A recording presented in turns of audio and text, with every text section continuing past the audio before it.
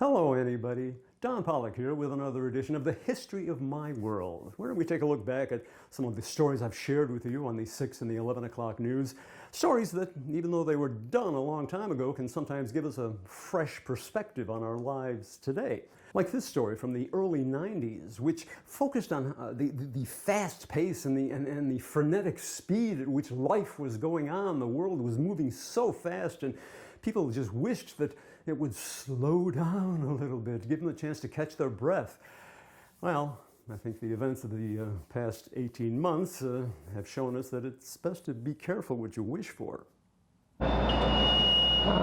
Microwave ovens, I love them. I just saved myself 15 minutes making this hamburger, which along with the 2.5 minutes I saved in the shower this morning using a one-step shampoo and conditioner, and the 10 minutes I saved cataloging my messages from my answering machine, makes me wonder, where's all this time I'm saving going?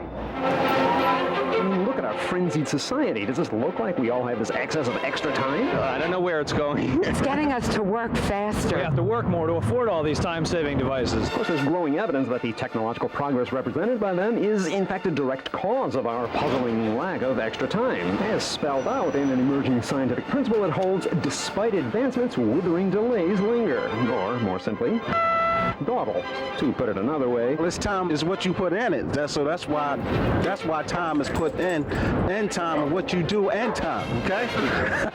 The modern phone is a perfect example of the dawdle principle. The redial button saves us time. We don't have to keep punching in the same number over and over. But that same technology also makes possible... Thank you for calling. Please stay on the line. ...automated hold.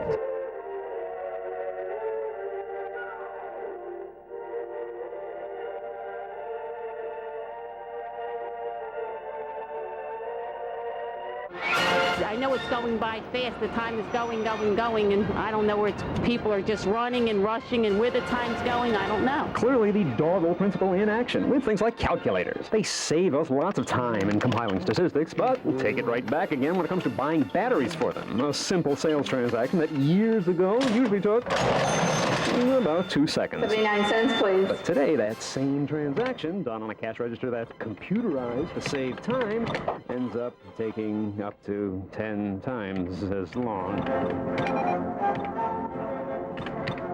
Or, as Wharton efficiency expert Dr. Ross Weber observes, there's been some transfer of time to the customer. A modern-day headache that makes good use of fast-acting pain relievers that save us time, but true to the dawdle principle, immediately cancel out that savings and the time we spend just trying to get to them. If you can put 2 Tylenol in my hand in 20 seconds, I'll give you $10. Go!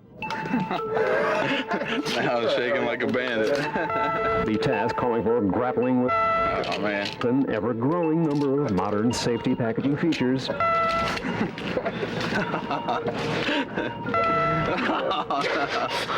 whole point is, it's hard to know whether we save time from that technology.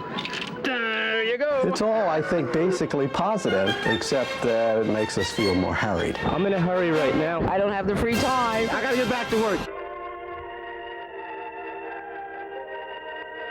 I'm Don Polec, Channel 6 Action News.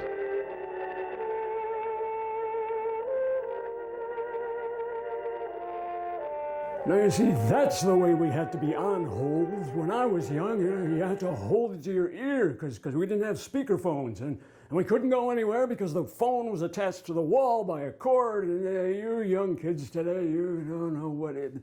How am I doing, huh? I'm practicing to be a crotchety old coot. It's kind of fun.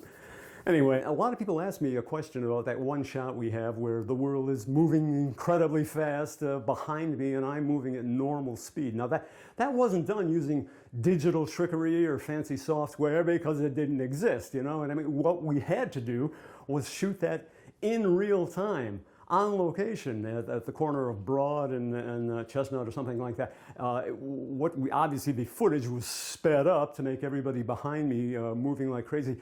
But to get me to move at normal speed, obviously I had to stand there and move at about 1/100th the speed that I would ordinarily move and try and figure out what looked natural. And it was the most self-conscious I've ever been doing an on-camera thing in public, because people started stopping and looking, and after a couple minutes, there was this huge crowd, you know, watching me just barely.